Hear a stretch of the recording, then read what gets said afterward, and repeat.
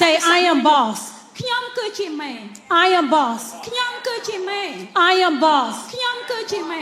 I am boss. ខ្ញុំគឺជាមេ I am boss. ខ្ញុំគឺជាមេ I am boss. ខ្ញុំគឺជាមេ Say it till you mean it. I am និ boss. យាយអត់មានន័យបង I am boss. ជាមេ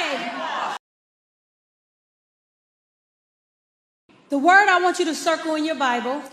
ពាក្យមួយដែលខ្ញុំចង់ឲ្យបងប្អូនបានគូសរង្វង់នៅក្នុងព្រះគម្ពីររបស់បងប្អូ is ន not affliction, វាមិនមែនជាការដែលយើងឆ្លុះបញ្ចាំងអ្វីនោះទេ but I want you to circle it works for me. គឺសូមគូសទៅលើពាក្យនិយាយថាវាធ្វើឡើងគឺសម្រាប់ខ្ញុំ When something works for you, guess what? That makes you the boss.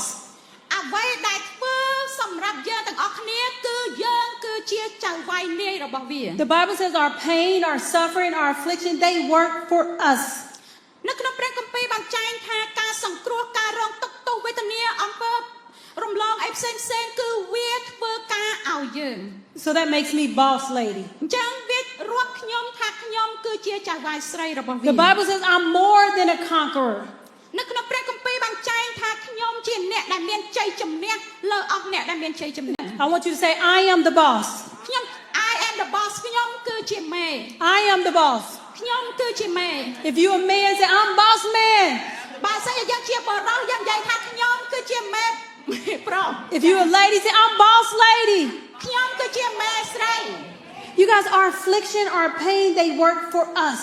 សូមចាំថាការឈឺចាប់ដែលយើងរងទុក្ខទោសចម្បានទាំងអស់នោះវាធ្វើការជំនួសយើង Guess what? You're the boss of your problems. អញ្ចឹងដូចគ្នាដែរយើងគឺជាមេនៅលើបញ្ហារបស់យើង You're the boss of your pain. យើងគឺជាមេត្រួតត្រានៅលើការឈឺចាប់របស់យើង You're the boss of your situation. យើងគឺជាមេត្រួតត្រានៅលើគ្រប់ទាំងកលៈទេសៈនៅក្នុងជីវិតរបស់យើង And the reason why we let it go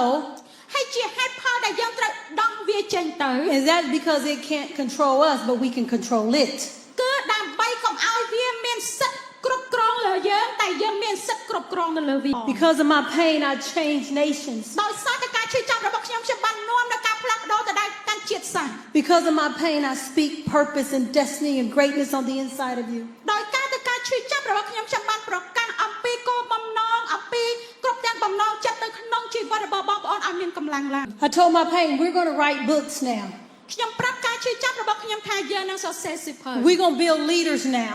យើងនឹងកសាងអ្នកដឹកនាំផ្សេងទៀត You're afraid what people think. យើងខ្លាចអំពីមនុស្សដទៃទៀតគិតអំពីយើង You're depressed.